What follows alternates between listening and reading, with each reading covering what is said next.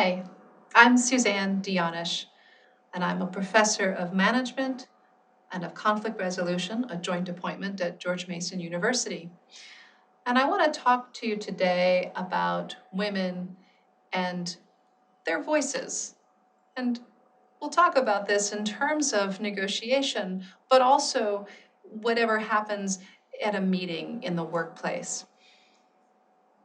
So the thing I want to share with you today is an easy way to remember what we can do for other women as allies, which would then help us.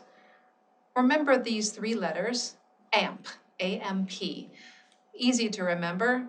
It's amping up others' voices to help yourself and them. So we'll start with A. A is for amplifying. And like the word suggests, amplifying is to make louder or to increase the quantity of sound. And the way that we can use this in a meeting or in a negotiation is when a woman were to make a suggestion or to put forth a possible resolution to a conflict and get met with crickets. At that moment, she might be thinking about speaking up and saying, well, I just said this, what do you all think? But because women have been socialized in this country to be more demure, more supportive, and not aggressive, she may choose not to do that. And then what happens? A few minutes later, Bob says basically the same thing that she did, and it's met with wild applause. Okay, I'm exaggerating a little bit. But this happens. And when it does, a woman's voice not heard makes her not only the recipient of potential praise and notice, but it also makes others kind of look around the room and think, well, what is the point of speaking up? So not being amplified is not good for the woman who is speaking, but also for other women and potentially shy people around the table who feel it's not worth their effort. What amplifying is being another person who notices that a voice was not being recognized and says something like this. Well, as Jane said a few minutes ago, if we were to do X, that might result in Y. So this way of amplifying others' voices is really important because it helps get the voice heard, and it gives the woman who originally may not have gotten the response she was looking for a chance to be heard without being that aggressive person who is now coming back to herself and saying, well, nobody heard me before, so let me say it again. And here's an interesting thing. When we help others like this, the natural tendency for humans is to reciprocate. So if you help Jane by amplifying her voice, Jane in the future might help you or another woman now that you've set the tone, you've set the example. So that's amplifying. M is for mobilizing. And I think of mobilizing in a couple of different ways. One is just to make things move. And so one way that you might mobilize in a team meeting, let's say, or in a negotiation, is to throw a softball to one of your colleagues and allow them to build on it, to mobilize their efforts. So for example, you might know that Betsy has expertise in a certain area.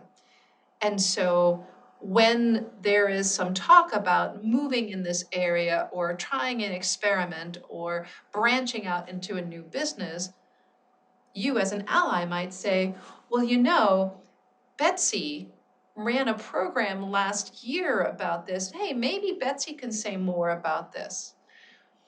Betsy may be the type of person not to speak up or maybe not to have seen her experience as relevant, but when you do, you can mobilize Betsy by giving her a chance to kind of speak up and be heard in a meeting or in a negotiation.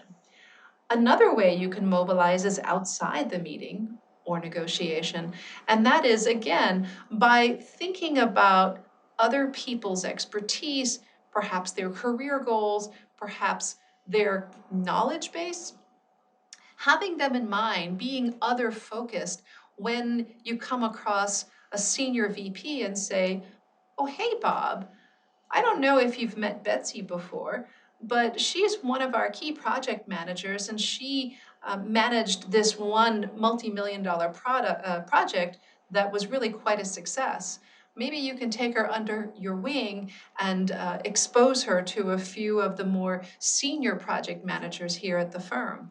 So again, putting them into action, mobilizing them, whether in the meeting or outside the meeting. And sometimes that's, again, it's about really thinking about others and connecting the dots, being a good networker. And sometimes in a meeting, it's about being a good facilitator, noticing when people are quiet or more reserved, and throwing a ball their way to kind of catch and run with.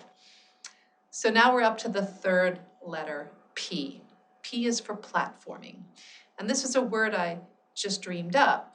And where this idea comes from is when you stand on a platform, you not only raise in height, but you are, like on a stage, you are given some credibility so that what follows, what comes out of your mouth, is seen more valid, as more valid or more important or with more weight than without that credibility. Now, here's the thing. We know from a lot of research that women tend not to do this for themselves. They tend not to speak about their experience, their expertise, their accomplishments as a way of introducing themselves or of prefacing an idea. And this is unfortunate because they then don't provide for themselves an air of credibility for others to judge more seriously, more positively, their suggestions, their ideas, their potential solutions to an organizational problem. So since women are loath to do that, because again, in this society, women should be more demure and supportive and kind of in the background, other women, other people can be allies and platform for other women. So for example, you might say, hey, I'd like to introduce you to my colleague, Roberta. Roberta has a master's degree in biomedical engineering. She has 4 patents to her name, and she has been teaching as an adjunct professor in biomedical engineering. By sharing her accomplishments, then Roberta has more credibility in the eyes of those around her. And because Roberta, as a woman, is more unlikely to speak about her own accomplishments, lest she be seen as a braggart, having another woman platform Roberta gives Roberta the credibility she needs without causing Roberta to feel uncomfortable about doing that for herself. In fact, she might not do that for herself. And again, these 3 ideas, amplifying, mobilizing, platforming, are ways that we as women or other people can be allies for women whose voices tend not to be heard because of their own concerns about how others see them, their own lack of skill or comfort or confidence in representing themselves. And again, the benefit of this, by amplifying, mobilizing, platforming for others, you not only create the situation that brings about reciprocity, you also model this behavior for other people. So rather than bemoan women's lack of concern about willingness to put themselves out there and be heard, know their value and speak about it, we can do it for one another.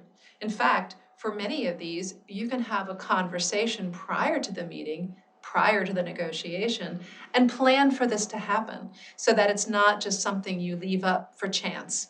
So amplify, mobilize, and platform for others, help them succeed while simultaneously helping yourself succeed.